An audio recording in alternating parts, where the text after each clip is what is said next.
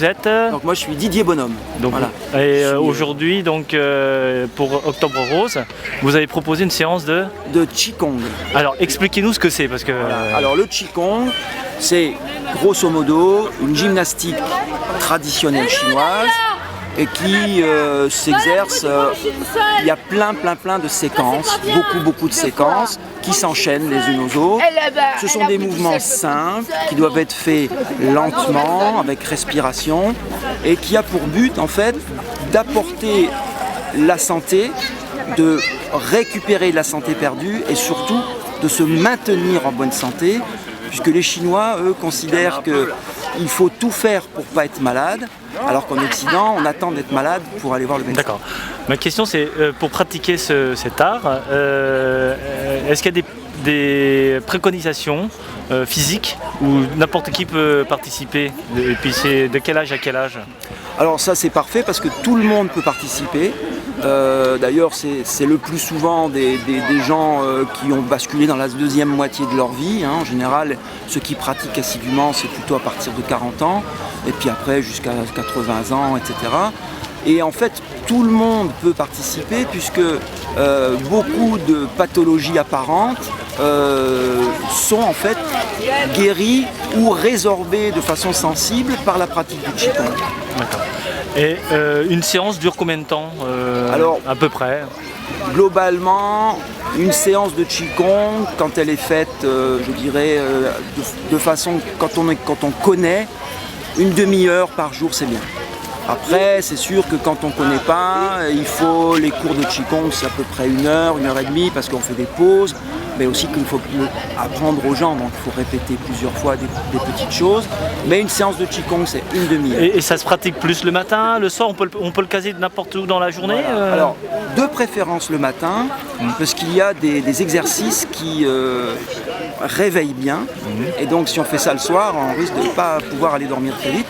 Donc de préférence le matin, et sinon, quand les gens peuvent, tout simplement. Voilà.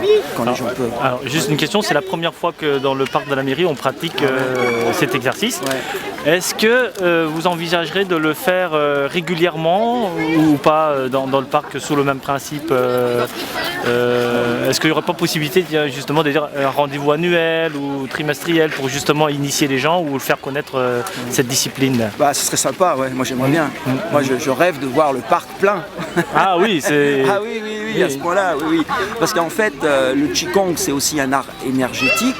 Et bon, aujourd'hui, les gens ne se rendent pas compte parce qu'ils ont découvert. Mais en fait, si vous mettez beaucoup de gens, même dans un endroit ouvert, mettez beaucoup de gens qui vont pratiquer ensemble un exercice énergétique, l'énergie qu'ils vont développer ensemble est fantastique.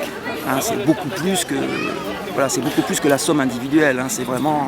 Et après, plus il y a d'énergie et plus le Qigong fonctionne. C'est pour ça que souvent dans les reportages qu'on voit à la télévision, les Chinois le pratiquent en grosse communauté. Et ça souvent. Et ça correspond à leurs horaires du matin aussi.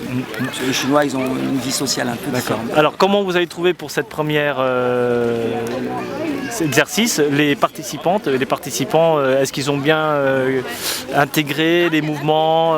Est-ce que vous avez dû aller plus lentement, les expliquer lentement? Comment vous les avez trouvés en général? Super. Franchement, ils étaient très bien. Il suffit de voir s'il y a... En fait, dans l'apprentissage du Qigong, donc en fait on copie beaucoup. Celui qui apprend copie. Mais là, j'étais obligé de parler beaucoup pour expliquer parce qu'on n'avait pas beaucoup de temps. Et en fait, moi, j'interviens vraiment que quand les gens font un geste qui pourrait leur faire mal.